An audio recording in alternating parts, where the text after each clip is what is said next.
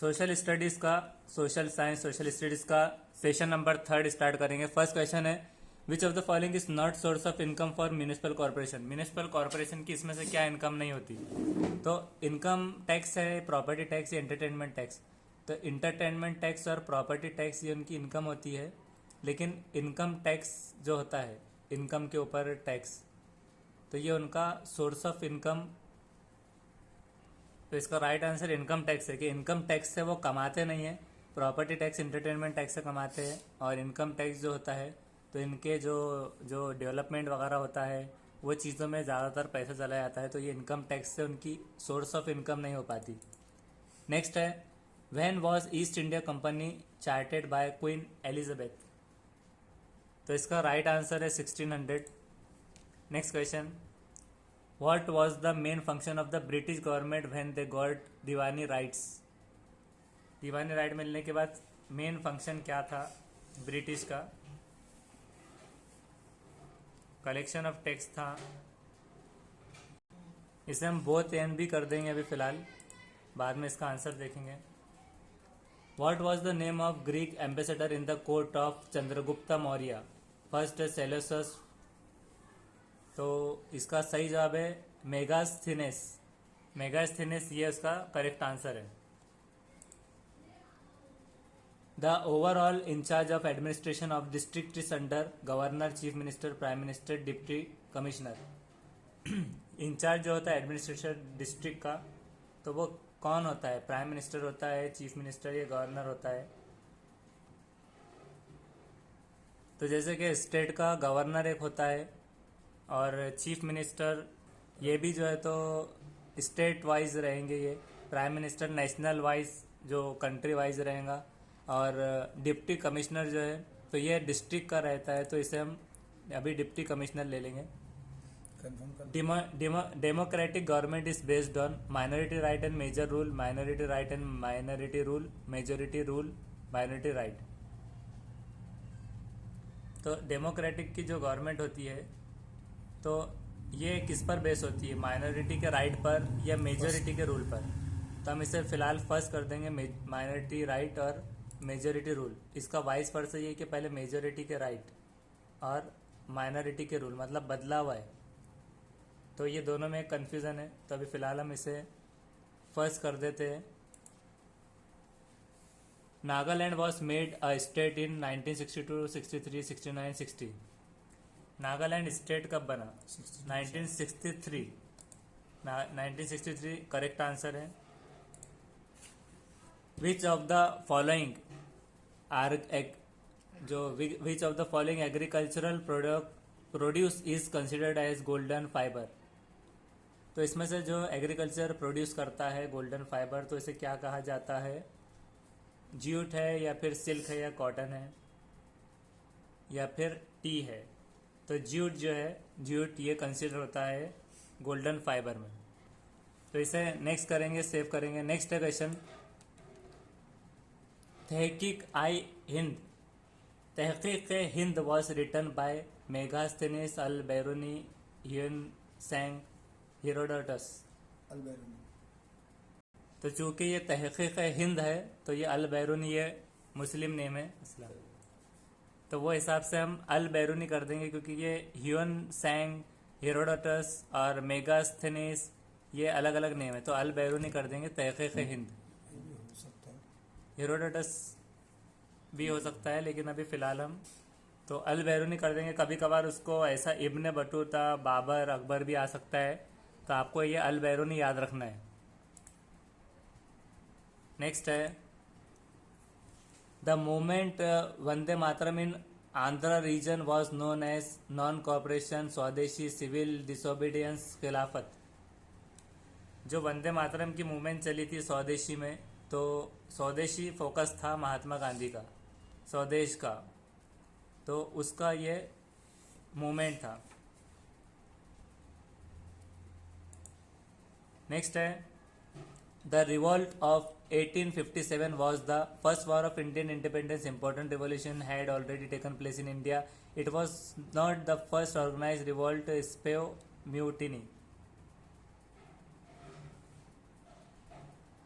तो इसमें ये जो रिवॉल्ट था 1857 का, ये क्या था? फर्स्ट वॉर था या फिर इम्पोर्टेंट रिवॉल्यूशन था या फिर नॉट फर्स्ट ऑर्गेनाइज रिवॉल्ट था या स्पॉय म्यूटिनी था? तो इसे हम करेंगे first war of Indian independence. The following iron और mines such as Kurnool, Guntur and Adilabad are in Arunachal Pradesh, Andhra Pradesh, Himachal Pradesh. Iron के ओर्स के माइन जो है, जैसे कि ये करनौल, गुंटूर, आदिलाबाद, ये कौन से हैं?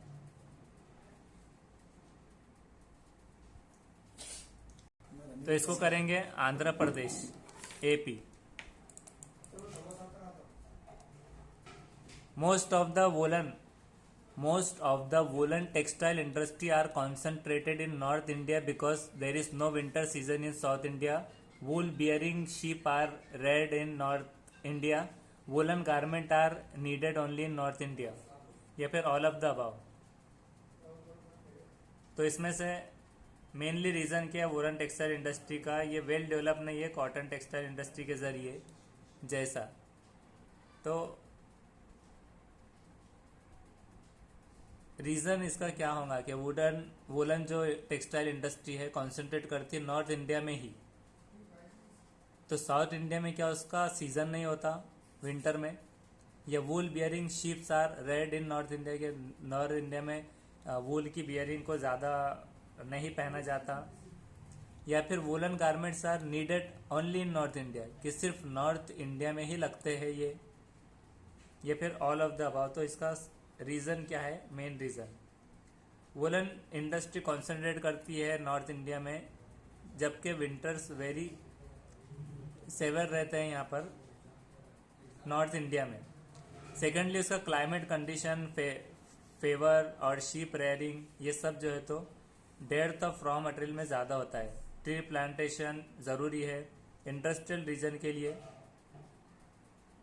वो ऑब्जर्व करता है CO2 और रिप्लेनिश करता है O2 लेवल ऑफ एयर। तो इसे हम फिलहाल में यहाँ पर सेकंड ले लेंगे कि wool bearing sheeps are reared in north India.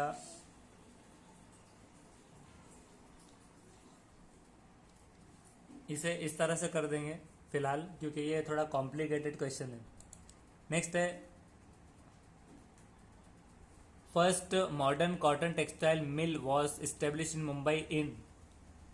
Mumbai में फर्स्ट टेक्सटाइल की कॉटन की जो मिल थी वो 1854 में फर्स्ट इस्टेब्लिश हुई थी। Which of the following ruler got their inscription done on the Prayag pillar? Ashoka, Mehrbhoj और जहांगीर। तो ऑल ऑफ द अबव है, ये सबको मिला था। Prayag pillar ruler inscription done हुआ था इनका, तो इसे सेव करेंगे। नेक्स्ट है which of the following is correct? India secure sovereign democratic socialist Republic, India sovereign socialist secular democratic Republic, India secular democratic Republic socialist sovereign. तो इसमें सारी तरतीब ऊपर नीचे है। तो आपको सबसे पहले ये याद रखना है कि इंडिया सबसे पहले एक सोशलिस्ट सेक्युलर है। तो पहले यहाँ पर सोशलिस्ट ढूंढना है आपको। ये सोशलिस्ट है, इसमें यहाँ पर सोशलिस्ट है, इसमें भी है, इसमें भी है। उसके बाद है सोवरेन, सोवरेनिटी जिसमें आता है, तो ये हो गया डेमोक्रेटिक। तो इसमें भी है, डेमोक्रेटिक भी है तीनों में। उसके बाद है रिपब्लिक, रिपब्लिक इसमें भी है, इसमें भी है, तीनों में है।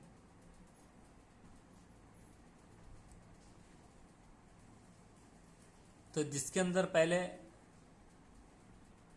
एस से देखना है, सेक्युलर नहीं है उसका, सोवरेन जो रहेगा पहले वो देखना है। सी मतलब इसका एस से जो शुरू हो रहा है, सोवरेन दोनों में है इसमें। दूसरा ये रहेगा कि सेक्युलर, तो सोवरेन के एग्जैक्टली बाद सेक्युलर भी आना चाहिए। तो इसमें डेमोक्रेटिक है, इसके अंदर है सेकुलर सोवरेन, और इसमें सोवरेन सोशलिस्ट। फिर उसके बाद है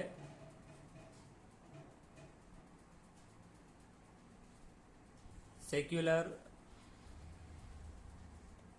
इसमें आ रहा है फर्स्ट में तो ये नहीं रहेगा, सोवरेन से यही याद रखना है बस, शुरू यहाँ से होना चाहिए। Sovereign socialist, S S S, मतलब आप ट्रिपल एस ये याद रख सकते हैं, इसका मतलब formula S S S D R, doctor का डी आर, कुछ भी हो सकता है, आप बना सकते हैं S S S D R.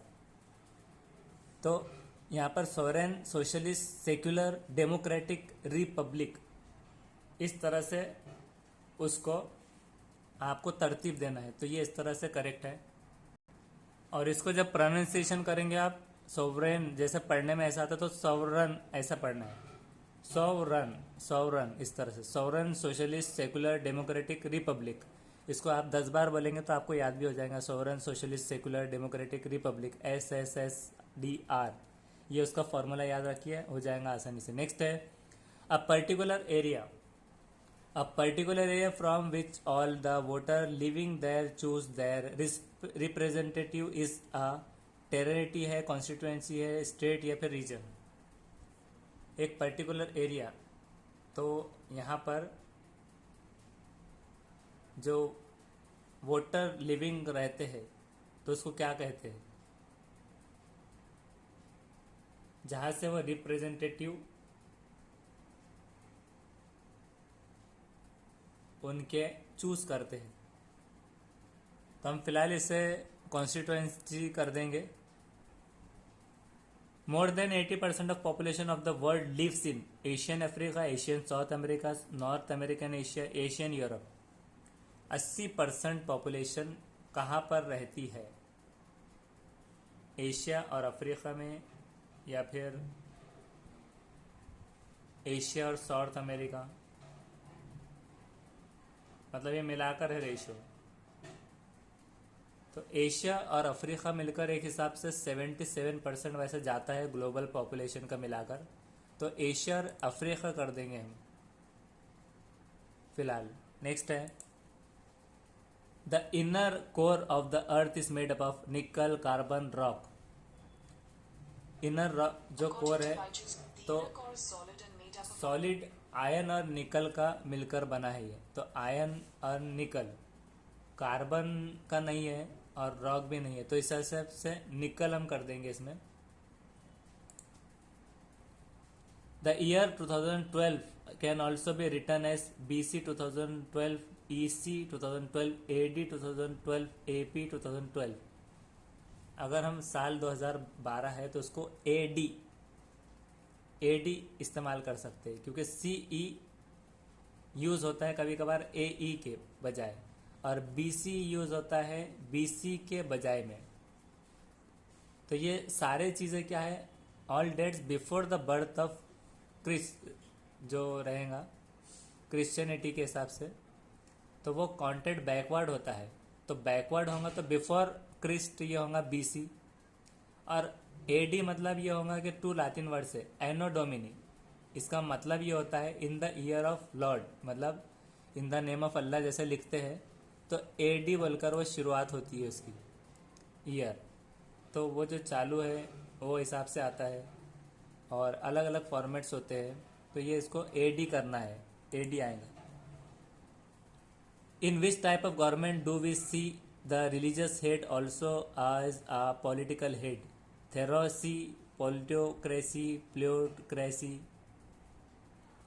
इसमें से पॉलिटिकल हेड के थ्रो में जो इस्तेमाल होगा वो थियोक्रेसी ये आएगा, theocracy. Which type of government religious होती है, रिलीजियस हेड होता है उसका, political head also as a political head. तो इसमें रिलीजियस का जब आएगा, type of government do we see the religious head also as a political head, दोनों तरह से, तो मतलब थियोक्रेसी इसमें कर देना है। Definition of a citizen for some time without trial और bringing him to the court is protective detention, prevention of trial.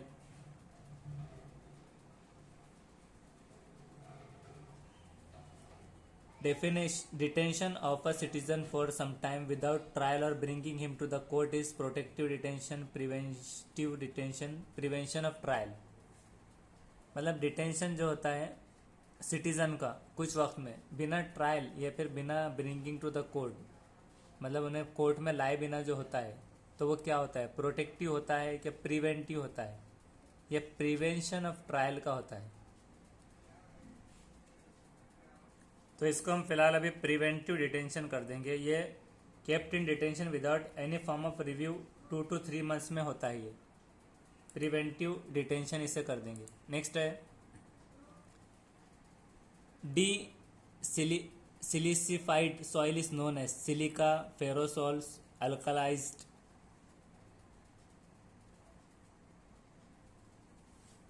D सिलिसिफाइड soil is known as silica ferrosols alkalise. इसे हम फिलहाल सिलिका कर देंगे. सिलिका करके सेव करेंगे. The first book of Aryan in praise of god was Sama Veda, Rigveda, Yajurveda, Atharva वेदा.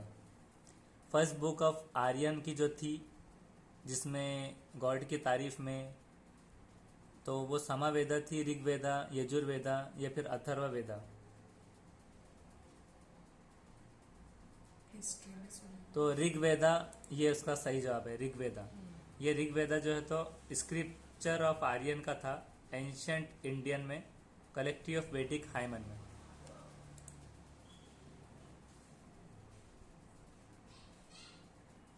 इसमें ऋग्वेदा करके next question. The water transport consist of deep sea navigation, coastal navigation, inland navigation. Water की जो ट्रांसपोर्ट है तो वो क्या कंसिस्ट करती है, तो वो 3 टाइप्स ऑफ ट्रांसपोर्ट है. डीप है एक, कोस्टल, उसके बाद कोस्टल, तो लीस्ट एक्सपेंसिव होती है वो.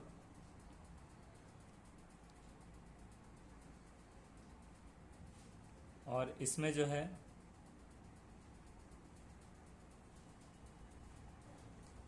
ऑल ऑफ द अबव है, क्योंकि इसमें सारे तरह के ये अलग अलग इस्तेमाल होते हैं ट्रांसपोर्ट. तो all of the above. Inland भी जाता है, कोस्टल किनारों से, डीप सी नेविगेशन में भी.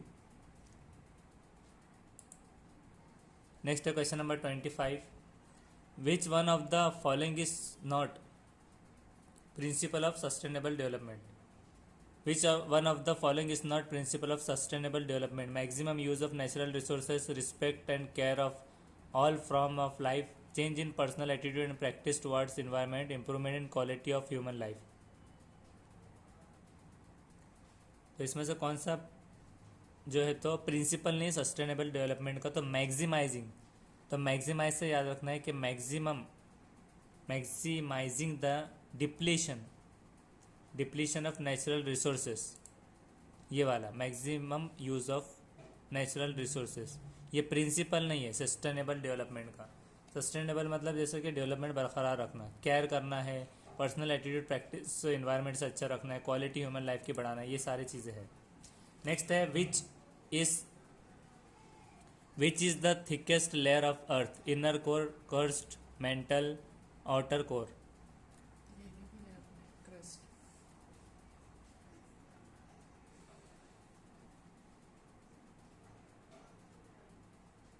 तो इसका सही जवाब मेंटल रहेगा. मेंटल के हिसाब से इसे हम सेव करेंगे, सेव कर देंगे. नेक्स्ट लोकल जो है, लोकल सेल्फ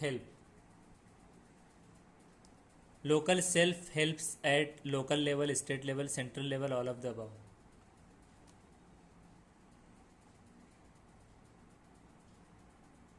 तो लोकल गवर्नमेंट किस में हेल्प करती है, लोकल लेवल पे, स्टेट लेवल पे, सेंट्रल लेवल पर. Local government, local self government helps at local level, state level, central level.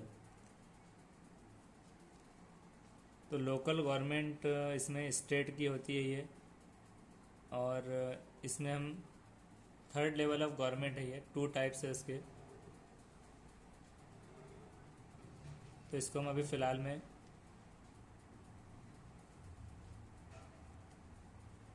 Local level या स्टेट स्टेट लेवल कर देंगे उसे सीधे सीधे। सेंट्रल मतलब सेंट्रलाइज होता है, तो स्टेट लेवल कर देंगे। Which of the following literally heritage of India means approaching and sitting near? Upanishad, Vedas. तो उपनिषद से, इसमें से लिटरली हेरिटेज ऑफ इंडिया का मतलब है अप्रोचिंग और सिटिंग नियर उपनिषद।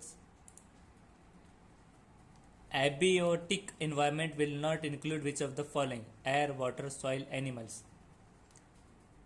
आइबोटिक जो है इन्वायरमेंट, इसके अंदर क्या इन्वॉल्व नहीं रहेगा? तो प्लांट तो नहीं रहता है। एयर, वाटर, सॉइल और एनिमल जो हमें दिया हुआ है क्वेश्चन, तो अदर एलिमेंट जैसे कि एयर होता है, वाटर होता है, सॉइल होता है। अबायोटिक भी कह सकते हैं उसे, अबायोटिक एनवायरनमेंट। तो इसमें एनिमल नहीं रहेगा, या मतलब प्लांट्स और एनिमल नहीं रहेगा। जूलॉजी और जैसे कि बॉटनी में जो प्लांट और एनिमल की स्टडी जो है, सॉइल, वाटर, एयर ज़रूरी है, एनिमल और प्लांट नहीं है। Raja Ram Mohan Roy favoured introduction of English, western science, Urdu, Persian, Sanskrit. तो राजा राम मोहन राय ने, ब्राह्मण समाज के थे वो,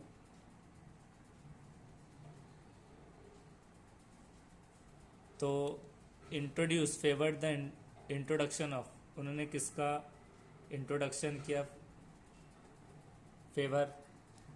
इसको फिलहाल में हम उर्दू कर देते हैं अभी फ़िलहाल, देखेंगे इसको नेक्स्ट टाइम। एक क्वेश्चन यहाँ 27 रह गया था। Tank irrigation is common in Karnataka, Maharashtra, Andhra Pradesh, Odisha.